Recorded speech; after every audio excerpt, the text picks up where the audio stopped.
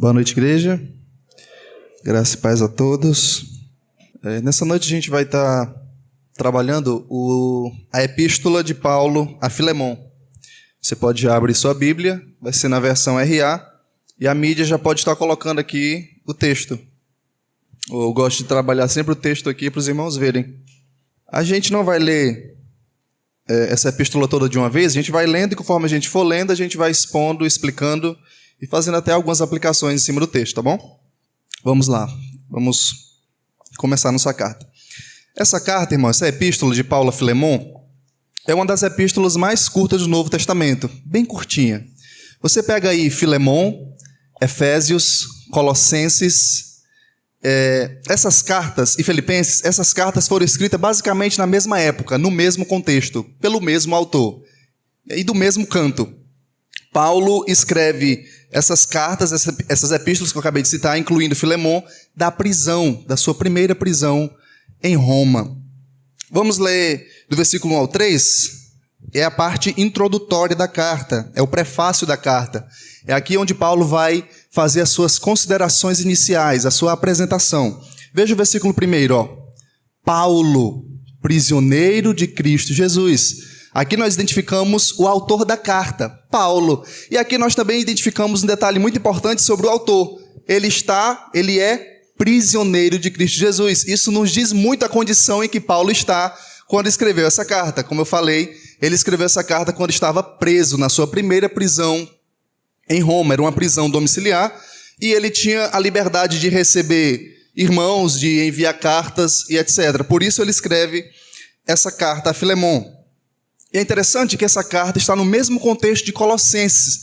Essa carta e Colossenses são enviadas juntas pelas mesmas pessoas. A gente vai ver mais à frente. Aí ele diz, Paulo, prisioneiro de Cristo Jesus. Paulo estava preso em Roma, como eu acabei de dizer.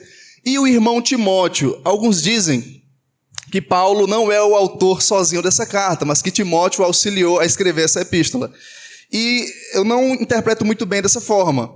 Eu acredito que o fato de o texto citar Timóteo e o irmão Timóteo, isso significa apenas que Timóteo estava com Paulo, e não que Timóteo auxiliou Paulo a escrever essa carta, mas que Timóteo estava com Paulo, mas que Timóteo auxiliava Paulo, mas não na escrita da carta. O autor dessa carta é Paulo sozinho, o local de onde ele escreveu foi Roma, datado aí basicamente no ano 60 depois de Cristo, né? É uma das epístolas que Paulo escreve da prisão. Continuando o nosso texto. Nós já temos o autor, temos de onde ele escreveu, nós temos com quem ele estava, e ele diz, né, ao amado Filemon, aqui é o endereço da carta. Ele endereça essa carta a um indivíduo chamado Filemon. E ele diz, ao amado Filemon, também nosso colaborador. Quem foi esse Filemon? A gente não tem muitas informações na Bíblia a respeito do Filemon, mas nós temos a tradição da igreja para nos ajudar. E provavelmente Filemon, provavelmente não, com toda certeza ele era alguém que tinha recursos. Porque, passa no versículo 2, a gente vai ver que a igreja se reunia na casa de Filemon. Que igreja era essa que se reunia na casa de Filemon? Você lembra de Colossenses? Essa era a igreja que se reunia na casa de Filemon. Lembra que Colossenses e Filemon são duas cartas muito íntimas. Paulo envia as duas juntinhas para o mesmo endereço, né? Colossenses para a igreja de Colossos e Filemon, obviamente, para Filemon, mas que também fazia parte dessa igreja que se reunia na sua casa. Versículo 2. E a irmã Áfia e a Arquipo. Aqui alguns vão dizer, e é 99,9% de certeza, que essa irmã Áfia é a esposa de Filemon. E esse irmão Arquipo, nosso companheiro de lutas, é filho de Filemon com a irmã Áfia. Então Paulo aqui envia essa carta tanto para Filemon como para sua família e para a igreja também, olha o que ele diz. A irmã Áfia, Arquipo, nosso companheiro de lutas, e a igreja que está na tua casa. Então o endereço que Paulo coloca nessa carta é para Filemon, sua família e a igreja. Agora, por que Paulo escreve essa carta a Filemon? Qual o objetivo de Paulo? Qual o propósito de Paulo ao escrever essa epístola pequena? O propósito de Paulo é fazer com que Filemon receba um indivíduo que fugiu. Deixa eu te dar o contexto mais amplo aqui da carta. Essa epístola tem basicamente 3 personagens. É Paulo, escrevendo a epístola, é Filemon, o receptor da carta, e um indivíduo chamado Onésimo. Onésimo era escravo, deixa no texto. Onésimo era escravo de Filemon. Onésimo era escravo de Filemon. E Onésimo, não sei o motivo, não sei o porquê e o pra quê, ele foge da casa de Filemon. E ele vai parar em Roma. De Colossenses para Roma é muito longe, mas é muito longe mesmo.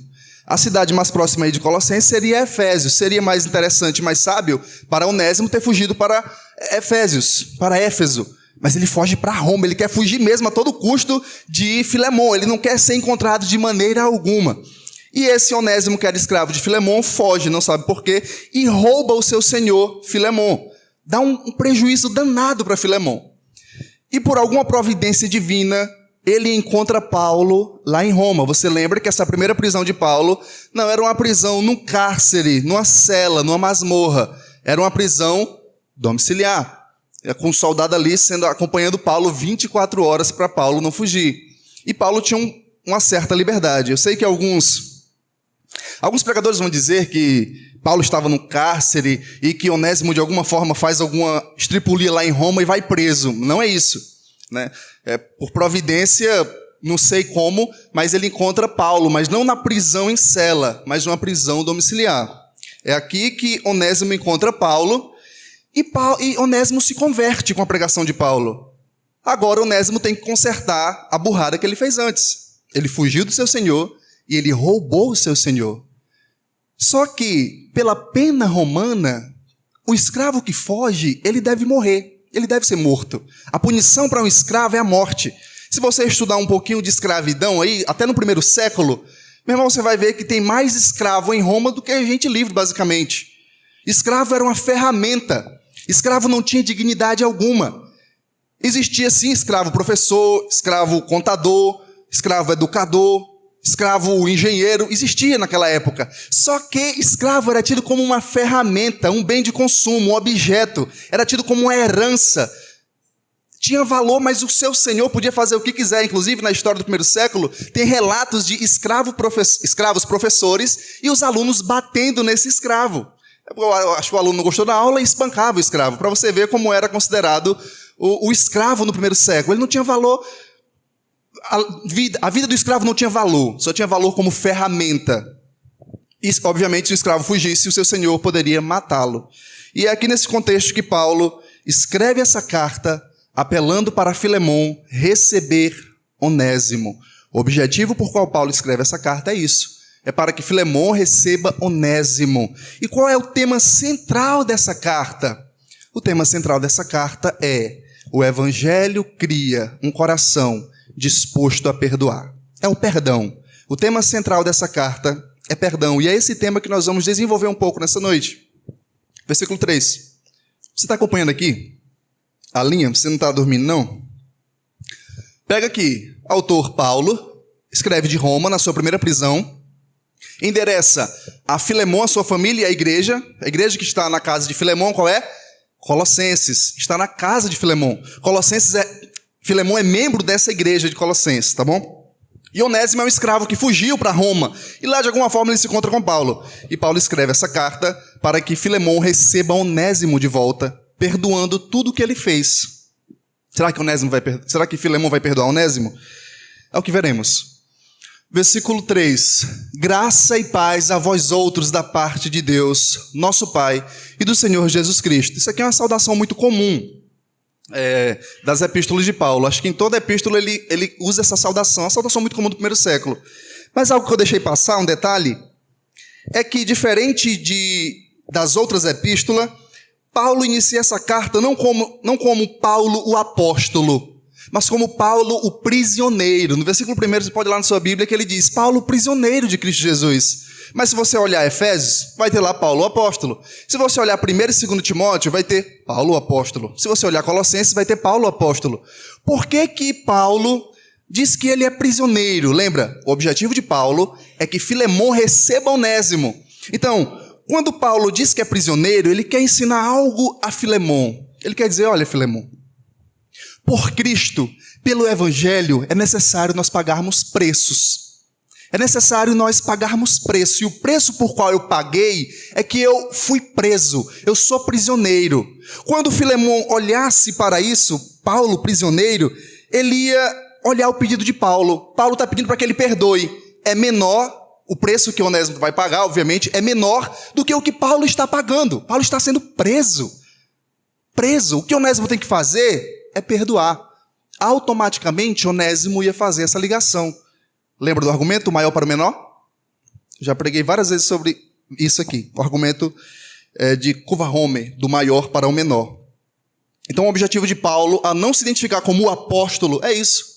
É persuadir Onésimo que ele receba, persuadir Filemon que ele receba Onésimo. Do versículo 4 até o versículo 7, nós vamos agora entrar no corpo da nossa epístola. E o que nós podemos ver aqui, lembra que o tema central dessa carta é o perdão? É que o Evangelho cria um coração disposto a perdoar. É interessante porque Deus sabe da nossa dificuldade em liberar perdão. Deus sabe que existem aqueles cristãos que não levam desaforo para casa. Eu não levo desaforo para casa. Eu não consigo perdoar, não consigo nem olhar na cara do indivíduo. Eu não consigo nem olhar para fulano. Se fulano vem aqui, eu viro para o outro lado da rua. Deus sabe dessa dificuldade. Deus sabe que o ser humano é por natureza orgulhoso, que o ser humano tem um coração cheio de orgulho. Aí tem aqueles que, para amenizar a situação, dizem assim: eu perdoo, mas eu não quero nem olhar para a cara dele. Oxi, perdão é esse? Então Deus sabe da dificuldade do coração do indivíduo. E é pensando nisso, acredito eu, que Deus inspira essa epístola, porque Ele sabe da nossa dureza. Ele sabe do nosso coração duro, do nosso coração corrompido. E nessa primeira parte, do versículo 4 ao 7, Paulo vai falar de Filemon. Quem é Filemon? Quais são as virtudes de Filemon? Nós podemos aqui, de maneira pedagógica, repetindo sempre o mesmo tema da carta, dizer que essas são as virtudes de quem perdoa. Essas características que Paulo vai falar de Filemon, nós podemos resumir num ponto maior, que são as virtudes de quem perdoa. Vamos para o nosso texto. Dou graças ao meu Deus, lembrando-me sempre de ti nas minhas orações. Isso aqui é Paulo falando de Filemon. Pode deixar aí no versículo 5 mesmo. Isso aqui é no versículo 4. Isso aqui é Paulo falando de Filemon. É interessante, irmãos, porque acredito eu que nós constantemente temos o costume de orar uns pelos outros. Só que nós oramos uns pelos outros sempre dizendo assim: Senhor, abençoa aquele irmão que está doente. Senhor, cura. Senhor, sara. Senhor, aquele irmão que está desempregado, concede um emprego. Senhor, aquele irmão que está passando por dificuldade financeira. A gente ora sempre apresentando o problema. Só que Paulo aqui ora por Filemon. Mas por que ele ora por Filemon? Ele diz, dou graças ao meu Deus, lembrando-me sempre de ti nas minhas orações. Por que Paulo lembra dele? Passa. Estando ciente do teu amor e da fé que tens para com o Senhor Jesus e todos os santos. O objetivo por qual Paulo ora e agradece a Deus não é algo negativo em Filemon, é algo positivo. É porque a fé dele, ele tem ouvido da fé e do amor de Filemon. Ele tem ouvido da fé e do amor de Filemon. Filemon é tema da oração de Paulo, mas não é porque Filemon está doente, não é porque Filemon está com dificuldade ou algo dessa natureza, mas é Paulo agradecendo a Deus pela vida de Filemon. Dou graças a Deus, volta ao versículo 4 para você perceber. Dou graças ao meu Deus, lembrando-me sempre de ti nas minhas orações. Versículo 5. Estando ciente do teu amor e da fé que tens para com o Senhor Jesus e todos os santos. Então, Paulo ora por Filemon. Mas porque ele é uma desgraça? Não, pelo contrário, porque ele é bênção. E aqui, de maneira didática, nós temos a nossa primeira pérola, a nossa primeira virtude de quem perdoa, é que ele é motivo de gratidão no meio da comunidade. Ele não é motivo de lamentação. O perfil de um perdoador é que ele é motivo de gratidão. As pessoas olham para ele e dizem: glória a Deus pela vida do Gabriel, glória a Deus pela vida do pastor Adelmo, glória a Deus pela vida do Miqueias. Porque são bênçãos, são homens de Deus, são pessoas que promovem o reino de Deus. É basicamente essa a ideia. É diferente de quando você lembra daquele irmão e diz: meu Deus, de novo. Ele é motivo de lamentação e não de gratidão. O perfil de quem perdoa, a virtude de quem perdoa, é que ele é motivo de gratidão e não de lamentação. Vamos continuar nosso texto. Versículo 6. Para que a comunhão da tua fé se torne eficiente no pleno conhecimento de todo o bem que há em nós para com Cristo. Essa tradução, ela é meia, na RA, ela é meio obscura, né, esse versículo. Para que a comunhão da tua fé se torne eficiente no pleno conhecimento de todo o bem que há em nós para com Cristo. Mas, basicamente, essa ideia aqui é a mesma de Efésios. Acho que é no capítulo 1, versículo 6, se eu não estou enganado. É a ideia de que quanto mais você sabe das bênçãos que você recebeu em Cristo, mais você vai buscar. É a ideia de abrir os olhos do coração. Coloca essa versão aí na NTLH, eu acho que ela dá uma luz a mais nesse versículo.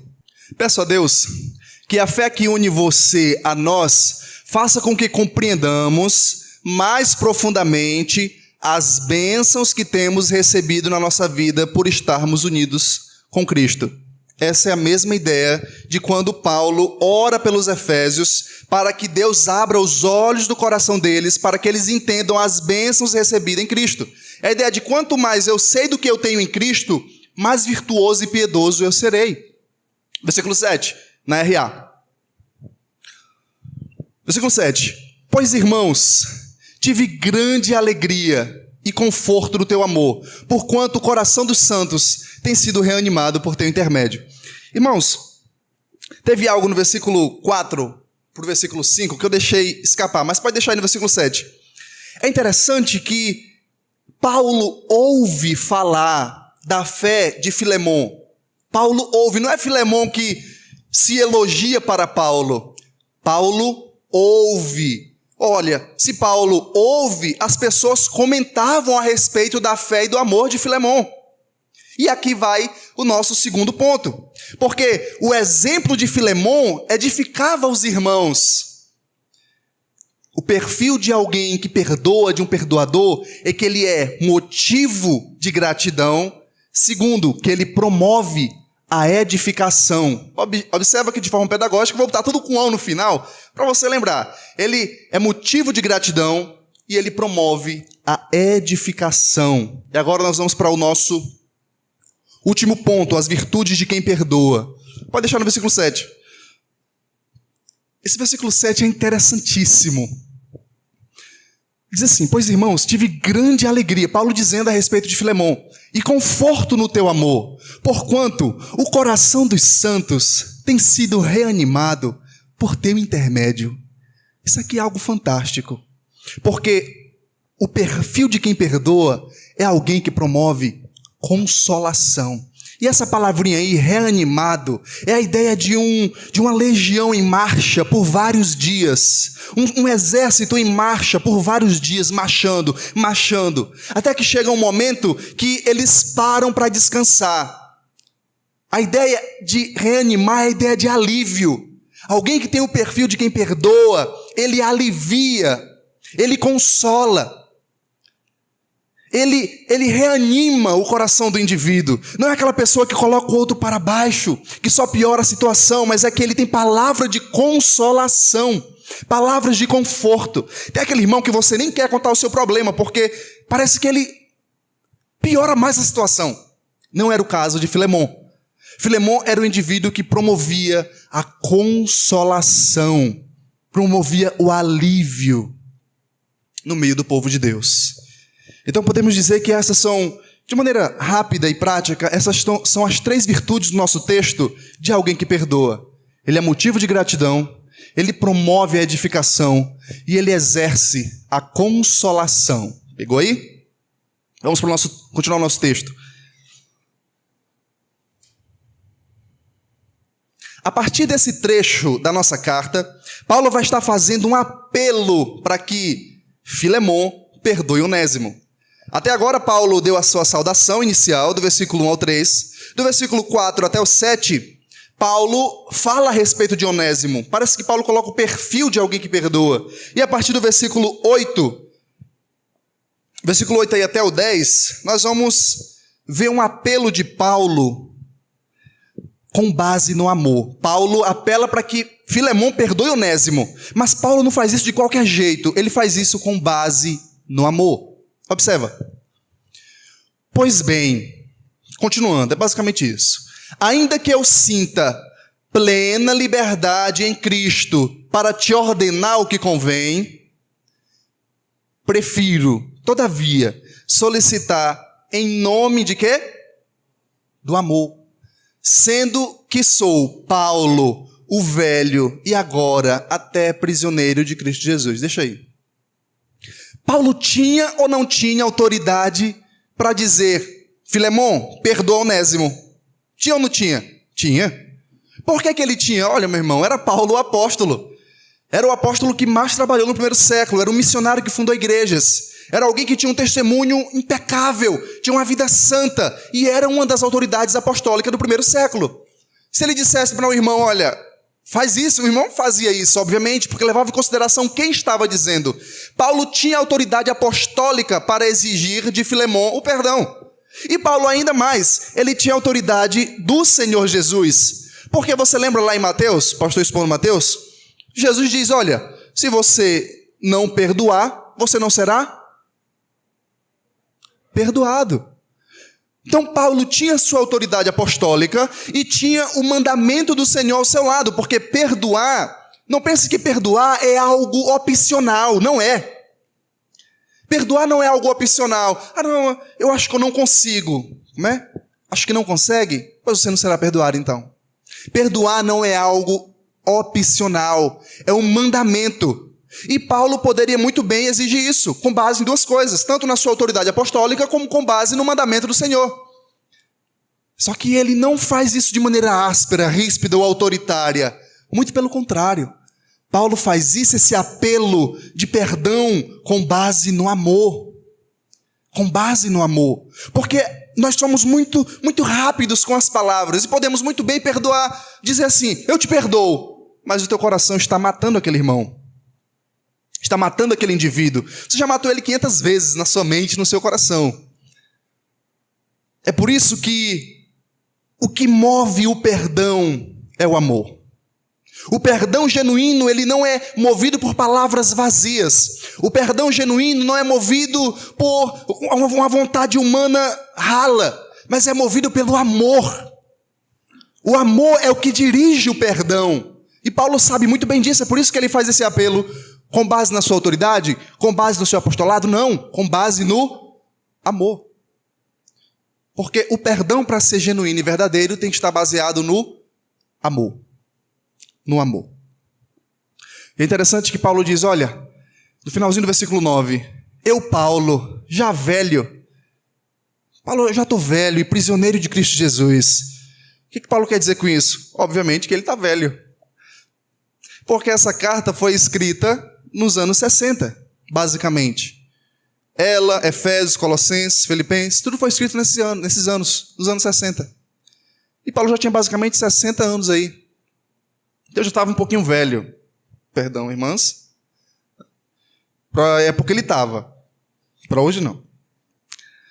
Então ele estava já um pouquinho velho. É por isso que ele diz, olha, eu, Paulo, já velho, escrevo isso.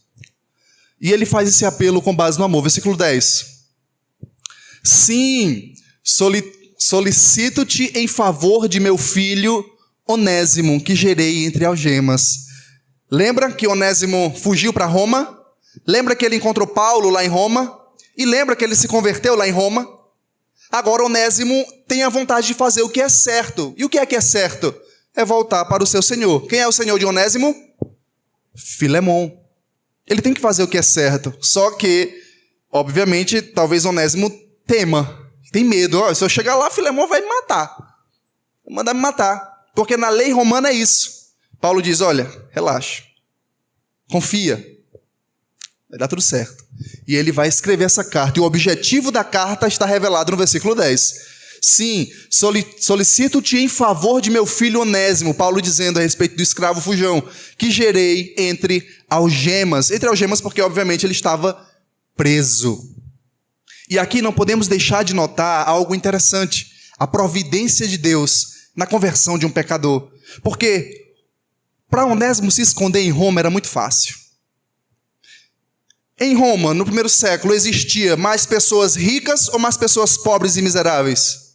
Pobres e miseráveis. Para Onésimo se esconder em Roma era difícil? Obviamente que não. Era muito fácil. Mas aprove Deus enviar Onésimo lá para o outro lado. E lá ele encontra Paulo. Veja, isso não é coincidência. Isso é providência. Isso é providência. Não podemos deixar de abrir esse parêntese. Como Deus, quando Ele quer converter alguém, Ele faz o que faz e pronto. Ele converte, Ele leva, Ele move mundos, Ele move montanhas. Mas Ele faz acontecer. Ele envia para longe, Ele quebra aquele indivíduo todinho. Mas Ele converte, mas Ele salva, mas Ele traz. Essa é a providência de Deus. Esse é o Deus que nós acreditamos. E esse foi o nosso segundo ponto. Paulo faz um apelo com base no amor. E nessa noite, irmãos, eu faço esse mesmo apelo aos irmãos, com base no amor. Se alguém vos ofendeu, perdoe, com base no amor. O terceiro ponto, a partir do versículo 11, é que o perdão, ele concede uma segunda chance. O perdão, ele concede uma segunda chance. Versículo 11. Paulo falando a respeito de Onésimo. Ele antes, Filemão, Onésimo foi inútil. Atualmente, porém, é útil a ti e a mim. E Paulo aqui está fazendo um jogo de palavras. Porque a palavra Onésimo, se você der uma googada rapidinho aí, ou olha na sua Bíblia, você vai ver que o significado de Onésimo é útil. E Paulo diz, olha, antes ele foi inútil, mas agora ele é útil. Agora ele realmente está fazendo jus ao nome dele. Onésimo era inútil. E essa era a condição de todos nós. Inúteis, perdidos, escravos. As pessoas olhavam para nós e não davam nada. Nós éramos exatamente nessa condição. Só que o perdão, ele tem esse poder. O perdão tem esse poder de dar a segunda chance. É aquelas pessoas que não valiam nada. É aquelas pessoas que a gente olhava e não dava nada e dizia, puxa, esse daí não tem mais jeito não. Mas o perdão tem esse poder de dar a segunda chance. Você tem uma segunda chance hoje, porque Deus lhe perdoou. O perdão tem esse poder. Assim como foi com Onésimo. Filemão perdoou Onésimo. Estou dando spoiler aqui no final da carta. Filemão perdoou Onésimo. E Onésimo recebeu a sua segunda chance. Agora, Onésimo é útil. Por que Onésimo é útil? Porque ele é agora não só um escravo de Filemão, mas um escravo de Cristo Jesus. Essa era a nossa condição. E atualmente nós somos livres e escravos de Cristo Jesus. Lembre-se disso, o perdão ele concede uma segunda chance. Versículo 12. Eu te envio de volta em pessoa, quero dizer, o meu próprio coração. Paulo está apelando para que Filemão perdoe Onésimo. Versículo 13. Eu queria, olha isso, olha como Onésimo agora é útil para Paulo. Ele diz, eu queria conservá-lo comigo mesmo, para em teu lugar me servir nas algemas que carrego por causa do evangelho. Está vendo a utilidade de Onésimo agora? Onésimo não é mais alguém inútil. Onésimo não é mais alguém imprestável, porque o perdão concede a segunda chance. O perdão pega pessoas inúteis e imprestáveis e torna em pessoas úteis, torna em ferramentas do reino de Deus, em pessoas que avançam o reino de Deus. O perdão tem esse poder. O perdão de Deus tem esse poder na vida de um pecador. Ele concede a segunda chance, ele torna alguém inútil em alguém útil. E Onésimo agora era útil para Paulo, a ponto de Paulo dizer, olha, eu queria que ele permanecesse aqui comigo. Só que eu entendo que ele tem que consertar isso que ele fez com você, Filemão. Ele lhe roubou, ele lhe enganou e ele fugiu. Agora que ele se converteu, ele tem que fazer o que um crente tem que fazer. Ele tem que consertar a sua vida. Versículo 12. Onde é que... Versículo 13. Versículo 14. Isso. Continuando no nosso texto. Nada, porém, quis fazer sem o teu consentimento. Isso é Paulo falando a respeito de... Falando para Filemão, olha, eu não quis fazer nada sem a sua autorização, porque eu sei que ele ainda lhe pertence. Para que a tua bondade não venha a ser como algo obrigatório, como por obrigação, mas de livre vontade. Olha, Paulo está dizendo aqui, olha, ô Filemon, eu não quero te constranger, cara. Paulo tem autoridade de tomar Onésimo e dizer, olha, Onésimo agora vai ficar aqui. Tem. Porque ele está sendo útil para mim, para o reino, para o ministério. Mas ele diz, olha, eu não quero fazer algo, eu não quero que a tua bondade pareça algo obrigatório. Porque perdoar de longe é basicamente isso. Perdoar de longe é fácil. Dizer assim, eu te perdoo, nem olhando na cara do indivíduo, não é muito fácil. Não é fácil? Dizer, na cabeça, fulano, eu te perdoo. Agora, quando a gente está ali, frente a frente com o indivíduo, cara a cara com quem nos ofendeu, é aí que o bicho pega. É aí que o perdão vai estar fundamentado no amor.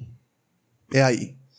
Porque Paulo poderia dizer, olha, Onésimo, não vai não vamos tentar Filemon não, porque tu vacilou feio. Tu vacilou, cara, tu roubou uma fortuna do cara aí e fugiu para longe. Vamos tentar ele não? Né? Ele te perdoou lá do canto dele mesmo, eu vou mandar aqui uma carta e ele só vai assim com a mão, tudo bem, eu te perdoo, de longe mesmo. Que é para não tentar, porque Filemon a qualquer momento pode se enfurecer e te punir. Mas não é isso que Paulo faz. Paulo vai enviar Onésimo de volta. E ele diz, Filemon, eu quero que essa tua bondade não seja algo forçada. Eu quero que seja livre e espontânea vontade. Porque eu sei que você é amoroso. Ele falou lá no início. Eu sei que você tem a fé. Eu sei que você consola os irmãos, porque você consolou o meu coração. Paulo estava preparando o caminho para isso aqui. Pois acredito que ele veio a ser afastado de ti temporariamente, a fim de que o recebas para sempre. Esse é o que Paulo acredita. Não como escravo. Meu irmão, isso aqui tem uma implicação extraordinária para o século I e até para hoje também. Não como escravo, antes, muito acima de escravo, como irmão. Um irmão comum, um irmão qualquer, um irmão caríssimo, especialmente de mim e com maior razão de ti, quer na carne, quer no Senhor. Meu irmão, isso aqui tem uma implicação sensacional para o primeiro século. Imagina um senhor de escravo, que teve a sua... Porque escravo não era pessoa no primeiro século, era uma propriedade. Escravo era uma ferramenta. Escravo era dinheiro. Imagina, o escravo lhe rouba, porque o Onésimo roubou Filemon, e roubou bonito, porque para fugir para tão longe, só um roubo muito grande. Até porque um escravo não tem recursos. Então onde é que ele tirou esse dinheiro todo para viajar para Roma, para o outro lado? Basicamente, nós hoje aqui queremos viajar para o Japão. Como é que a gente vai chegar lá? Sem dinheiro. Tem que ter grana. Como é que a gente vai querer viajar para o outro lado do mundo sem dinheiro? Não tem como. É a mesma ideia aqui de Onésimo. Como é que ele foi parar em Roma? Sem dinheiro. Tinha que ter dinheiro. E de onde foi esse dinheiro? Se ele não recebe salário, se ele é um escravo? Ele roubou. E muito. Agora imagina isso. Onésimo rouba muito Filemon. Dá um prejuízo grande. Filemon perdeu o dinheiro e perdeu o escravo. Agora Paulo está dizendo assim, olha, recebe, perdoa Onésimo, recebe ele de volta. Filemon poderia dizer, tudo bem, eu recebo ele de volta. Mas Paulo diz, espera ainda, está muito rápido. Recebe ele, não mais na condição de escravo, mas como teu irmão. Isso que é o perdão. Como teu irmão. Não é um irmão qualquer, é um irmão caríssimo. Especialmente de mim, com maior razão de ti, quer na carne, quer no Senhor. Isso é um pedido extraordinário e revolucionário, porque nenhum senhor de escravo do primeiro século hesitaria em matar Onésimo. Mas nem hesitaria. Mas antes de matar, ele ia torturar muito. Por quê? Obviamente, todo mundo ficou sabendo que Onésimo fugiu. Como é que ficou a figura de Filemon? Ixi, um escravo te fez de besta, levou todo o teu dinheiro e fugiu para longe. Agora essa é a prova de que Filemon perdoou Onésimo. Porque lembre, qual é o tema dessa sessão que eu estou expondo agora? O perdão. Ele concede a segunda chance. Irmãos, o perdão, ele não deve ser liberado somente com aqueles erros aceitáveis. Você entende? esse erro aqui do Filemon, de Onésimo, não é um erro aceitável. Aqueles erros que, não, isso aí todo mundo faz, né? Eu te perdoo. Não. O perdão deve ser liberado principalmente para erros hediondos, para erros terríveis, para erros que a gente diz, esse daí se ferrou de vez, não tem mais volta, não tem perdão mais. É para esses. É para os improváveis. O perdão é para os improváveis. Não é para erros aceitáveis, é para erros terríveis. Para erros terríveis.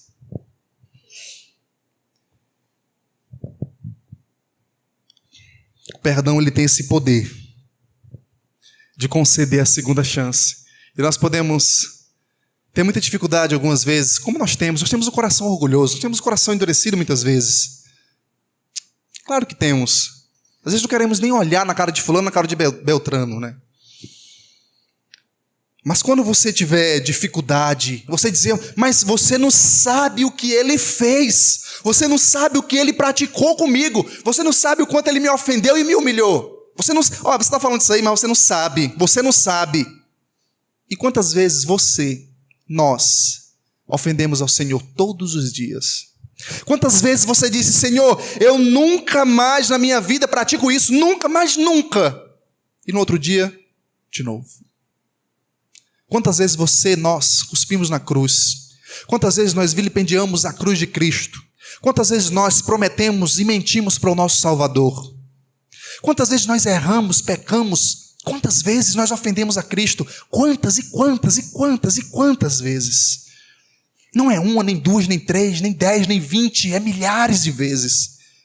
A nossa existência de pecadores ofende o nosso Deus Santo.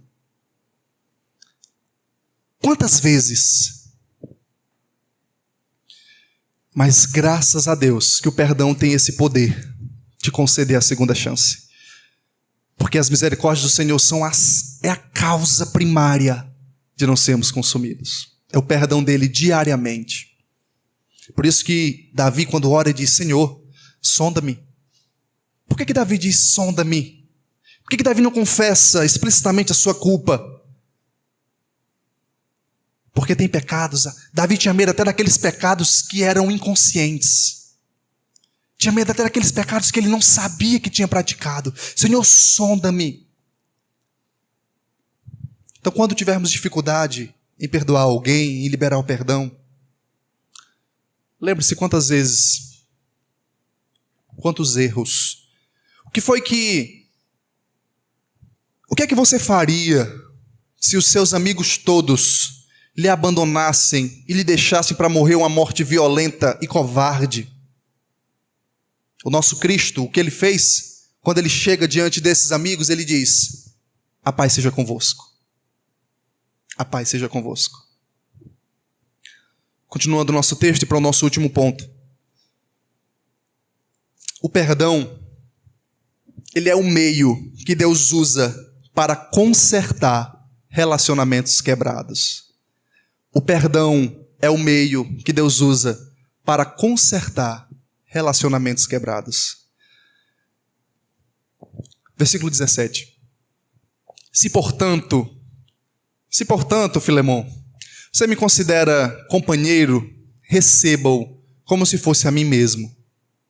E se algum dano te fez, ou te deve alguma coisa, com certeza deve, e muito, lança tudo na minha conta. Olha, irmãos, lança tudo na minha conta. Paulo tinha dinheiro aonde? Você lembra o que foi que a igreja de Corinto fez com Paulo? Paulo foi sustentado pela igreja de Filipos. Enquanto ele pregava em Corinto, onde que Paulo tinha dinheiro? E ele diz, lança na minha conta. Mas ele se compadece de Onésimo. E ele sabe que Filemon, meu irmão, vai atender o que ele disser. Ele sabe. Ele faz um apelo no amor, mas no fundo Paulo sabe.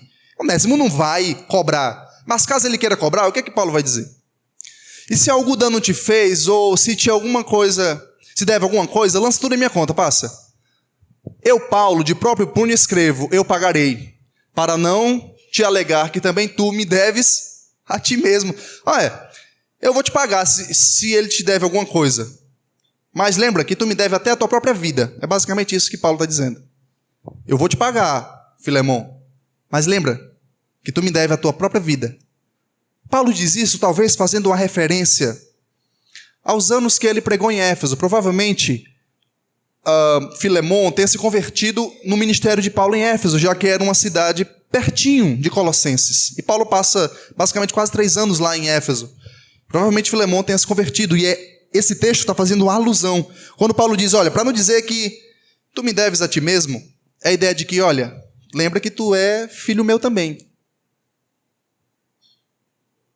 Que tu está salvo por causa da pregação do evangelho por meu intermédio. Versículo 20.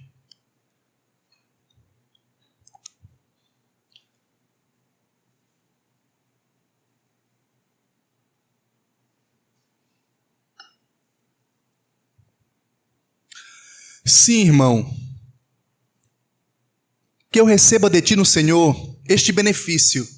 Reanima-me o coração em Cristo. Reanima-me o coração em Cristo. Certo como estou da tua obediência. Olha, Paulo sabe que Filemon vai lhe atender. Certo da sua obediência, eu te escrevo sabendo que farás mais do que estou pedindo. Meu irmão, qual foi o pedido de Paulo? É para que ele somente receba? Não. É para que ele receba, perdoe, aceite e receba na condição de irmão. Irmão, para nós hoje isso é normal. Receber um fulano como irmão, no primeiro século não. Porque escravo não era gente. Escravo era um animal, era uma mula. Era uma ferramenta. Você pode dar uma pesquisadinha. Era uma ferramenta. Então você receber uma ferramenta, alguém que nem gente é como irmão.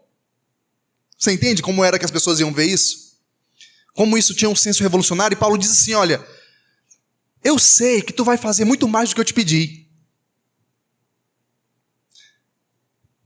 Versículo 22. E ao mesmo tempo, encerrando aqui essa sessão, e ao mesmo tempo, prepara-me também pousada, pois espero que por vossas orações vos serei restituído. Irmãos, você pode tentar arrastar a sua vida sem liberar perdão, mas eu lhe garanto que você está se envenenando. Quando você não libera perdão, você fica amargurado, com a alma amargurada. Como diz o Hernandes Dias, o inimigo está sempre com você. Aquele fulano está sempre dormindo com você. Porque você não libera perdão, você fica remoendo. Aquilo te adoece, aquilo te apodrece.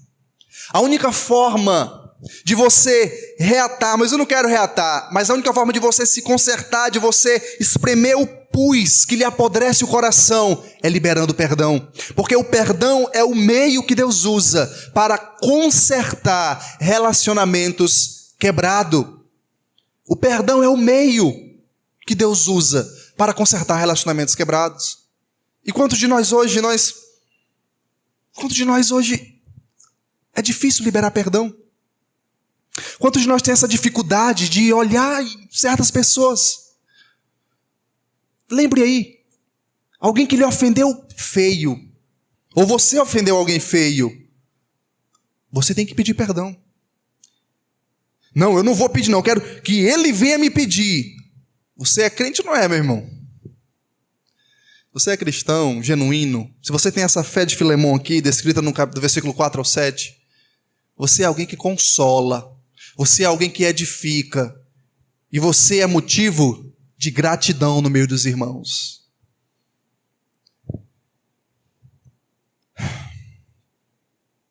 Eu concluo com essa frase. Deixa eu ler a última parte da carta para não ficar... Eu vou ler essa última parte e vou concluir com uma frase. Saudam-te, Epáfras, prisioneiros comigo em Cristo Jesus. Marcos, Aristarcos, Demas e Lucas, meus cooperadores. A graça do Senhor Jesus seja com o vosso espírito.